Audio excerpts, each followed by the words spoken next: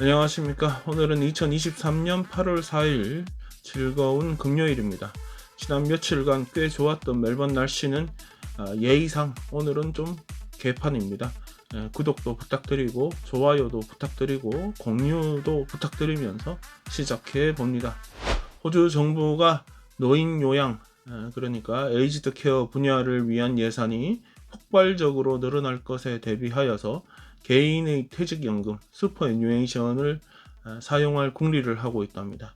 현재 30빌리언 달러의 정부 예산이 투입되고 있는 노인 요양 부문의 예산이 베이비 부머 세대가 더 빠른 속도로 은퇴 인구에 유입되면서 10년 후인 2033년이면 63.6빌리언 달러까지 2배가 넘어가네요.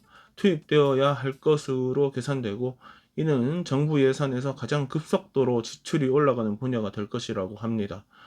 노인 요양 제공자 협회가 제출한 보고서에서 제안된 대안으로는 세금 제도의 전환을 통해서 좀 더 많은 돈을 확보한다든가, 메디케어 분담금을 인상시켜서 돈을 확보한다든가, 아니면 새로운 사회보험 제도를 만드는 거, 뭐 이런 방식입니다.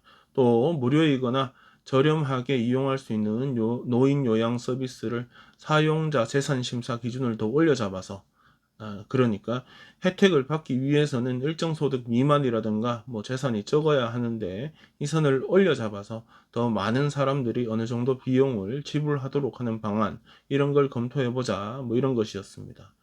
듣자마자 기분이 좀 나빠지고 이것들 왜 이러나 싶기도 한데, 노인부 소속 또 다른 타스크포스에서는 처음 이야기하였듯이 개인의 슈퍼애뉴에이션을 이용하는 방법을 제시하였습니다. 여기서 제시하는 방안은 슈퍼 가입자가 자신의 노인 요양 비용으로는 얼마라고 지정을 해두는 방안, 아니면 처음부터 이거는 노인 요양 비용의 목적이라고 정해놓고 슈퍼에 돈을 넣을 수 있도록 하는 방안, 아니면 고용주가 처음에 슈퍼를 넣을 때 노인 요양 목적이라고 명시하고 더 넣어주는 방안, 뭐 이런 걸 제시하기도 하였습니다. 쉽게 말해서 돈이 있으면 정부 돈 쓰지 말고 네가 알아서 네 돈 써서 치료받고 서비스 받고 해라, 뭐 이런 식으로 가겠다, 이런 말입니다. 어떻게 보면 당연하게 들리긴 하는데, 정부가 세금은 점점 더 많이 걷어가는 기분에 혜택은 점점 더 줄어드는 기분입니다. 이러다가 자녀들 소득 심사까지 하자, 뭐 이러는 건 아닐지 걱정됩니다. 호주에서 가장 알려졌다는 시장 조사 회사인 로이 모건이 14세 이상의 응답자들에게 앞으로 2년 동안 꼭 하룻밤을 지내고 싶은 국내 여행지가 어디인지 물어봤습니다. 몇 년 동안 골드코스트에 밀려서 1위 자리에서 내려와 있었던 멜번이 다시 1위 자리로 올라갔다고 합니다. 279만 명의 선택을 받은 멜번은 전년에 실시한 같은 질문에서 그때보다 69만 명이나 더 많은 사람이 선택한 곳이 되었습니다. 거의 280만 명인데, 이 중에 230만 명 정도는 다른 주에 거주하는 사람들이었고 50만 명 정도는 빅토리아주 거주자였다고 합니다. 멜번은 작년에 전 세계에서 방문객이 가장 많은 23개 도시 중에 가장 친절한 도시라고 선정된 적도 있고, 올해에는 세계에서 가장 살기 좋은 도시 3위를 차지하기도 하였습니다. 참고로 시드니 경우는 4위를 차지했었습니다. 시드니에 있는 UTS 대학교 관광학의 한 겸임연구원은 멜번이 가장 인기 있는 이유로 문화의 다양성과 또 그에 맞게 발전한 외식 문화라고 의견을 내었습니다. 음식도 음식이지만 골목에 자리 잡은 카페나 레스토랑들이 멜번만의 독특한 분위기를 만들어내고 있다는 것입니다. 대중교통도 도심을 오가는데 무리가 없게 되어 있고, 또 차를 운전하면 그레이트 오션 로드나 윌슨스 프롬 같은 곳으로 운전해서 꽤 괜찮은 드라이브를 즐길 수 있다고도 평가를 하였습니다.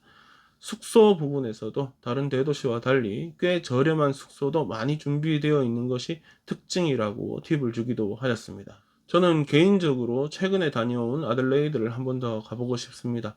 그때 먹었던 한 만두집, 그 만두 맛이 진짜 좋았었습니다.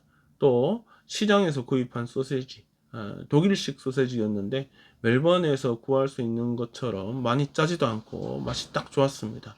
먹으면 먹을수록 몸이 건강해지는 느낌이 들 정도였으니까 진짜 좋았습니다. 언제 또 가볼 수 있을까요? 다음 소식 이야기하기 전에 영어 단어 하나 먼저 보겠습니다. sobering up. sobering up. 술을 깬다 뭐 이런 말이랍니다. 소버링업. 조만간에 시내에서 술을 마시다가 술이 취해가지고 도저히 집으로 돌아갈 자신이 없거나 몸이 엄청나게 아파지거나 하면 콜링우드로 가면 됩니다. 주소는 3번지 캠브리지 스트리트 콜링우드인데 여기에 병상이 20개가 설치된 소위 말하는 소버링업 센터, 그러니까 술 깨는 숙소가 설치될 예정입니다. 이게 뭔 말인가 싶을 텐데 빅토리아주에서는 11월 7일부터 공공장소에서 술 취한 것이 공식적으로 불법이 아닌 것으로 됩니다. 그러니까 지금 불법이라는 말인데 실제로는 크게 문제가 되지 않으면, 그러니까 큰 사고 치지 않으면 경찰이 구태여 관여하지 않는다 이렇게 이해하면 됩니다. 그러면서 11월에 맞춰서 이 아까 시설의 문을 열게 되는 것인데 공공장소에서 술 취한 사람들이 방치되었다가 사망하거나 또 다른 범죄 대상이 될 수 있으니까 이에 대응하고자 설치하는 것이라고 합니다. 보통은 경찰이나 앰뷸런스가 호출이 될 텐데 안 그래도 모자라는 경찰력과 앰뷸런스 출동도 줄일 수 있는 효과가 있다 뭐 이렇게 기대된답니다. 서호주나 남호주를 비롯한 다른 주에서도 이미 실시하고 있는 제도라고 하는데 빅토리아 주에서는 몇 년 전부터 이야기가 나올 때마다 찬반이 뜨거웠던 사안입니다. 술 처먹고 취한 인간 지가 알아서 집에 갈 일이지 뭐하러 정부가 세금 써가지고 시설까지 만들어서 술 깰 때까지 돌봐주고 그러느냐 이런 의견도 있고, 또 뭐 안전주사실 이런 거 마찬가지로 사람이 죽어 나갈 수 있는데 그거 살려보려면 최선을 다해야 하지 않겠냐 뭐 이런 의견이 부딪혀 왔던 것입니다. 논란이야 뭐 늘 있을 수 있고 결정을 하면 또 모두 다 만족할 결정이라는 것은 뭐 없으니까 뭐 모든 거는 이해하는데 주정부는 여지껏 120밀리언 달러의 세금이 투입되는 이 시설의 장소를 비밀에 붙였다가, 그러니까 주변에 사는 사람들이나 사업하는 사람들이 반대 여론을 막 펼치기 시작하면 쉽게 무시할 수 없으니까 여지껏 쉬쉬 하다가 오늘 일부 언론에서 알아내 기사화하면서 이제 알려지게 된 것입니다. 숨길 게 따로 있지 싶다가 여튼 뭐 여제 이제 11월부터는 시내에서 코가 삐뚤어지게 술 처마셔도 됩니다. 뭐 술에 취해서 콜링우드까지 어떻게 가지? 뭐 이런 의문도 들긴 하는데 뭐 콜링우드에도 술집은 많으니까 그 동네 상권에 보상해주는 셈치고 2, 3차 정도 되면 그쪽 가가지고 그냥 술 처마시면 되겠습니다. 호주에서 가장 큰 쇼핑센터, 여행 목적으로 쇼핑센터를 가도 된다. 그 쇼핑센터, 챗스톤 쇼핑센터에 있는 콜스 슈퍼마켓이 어제 문을 닫고 외장에 있던 식료품을 전체 폐기하는 일이 있었습니다. 쇼핑센터 내에 뭐 근처 상점인지 하여튼 거기 레노베이션 하는 과정에서 발생한 실리카 더스트, 한국말로 찾아보니까 규진이라고 합니다. 인테리어 내장재 등으로 사용하는 돌덩이 같은 것에서 발생할 수 있는 발암 물질인데 이게 매장 내로 유입되었기 때문입니다. 여튼 뭐 규자가 들어가고 먼지가 들어가고 하면 그닥 좋은 것은 아닌가 봅니다. 아주 미량이 유입되어 가지고 뭐 큰 위험은 피해간 것으로 판단을 하고 있지만 그래도 혹시 모르니까 콜스 측은 대청소를 해야 할 거니까 또 슈퍼마켓 전체 문을 닫고 혹시 또 이 먼지에 노출되었을 수 있는 신선식품 등은 전량 폐기하기로 하였답니다. 찝찝하니까요. 또 다시 물건을 받아서 진열하고 하는 과정을 겪어야 할 테니까 앞으로 뭐 며칠간은 문을 못 여는 상황이 되었습니다. 암협회에 따르면 이 규진이라는 것이 일반 모래알갱이보다 100배나 작아가지고 호흡기를 통해서 몸에 들어갈 수 있고, 그렇게 들어가도 우리가 알 수가 없고 먼지가 몸에 들어와 또 폐나 신장 등의 심각한 질환을 유발할 수 있다고 합니다.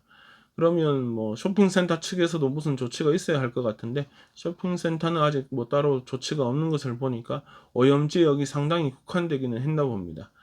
쓰레기 더미에서 포장이 잘 되어 있는 화장지 같은 것도 발견되면서 그거 그냥 닦아서 팔거나 하면 되지 너무 낭비 심한 거 아니냐 뭐 이렇게 생각도 들기는 하는데, 콜수 측에서는 모든 가능성을 없애기 위해서 부득이하게 그렇게 조치한 것이다 이렇게 설명하기도 하였습니다. 하다못해 슈퍼마켓도 이러는데 바다가 오염되면 바다도 다 빼어냈다가 다시 채우는 방법이 있으려나 싶습니다.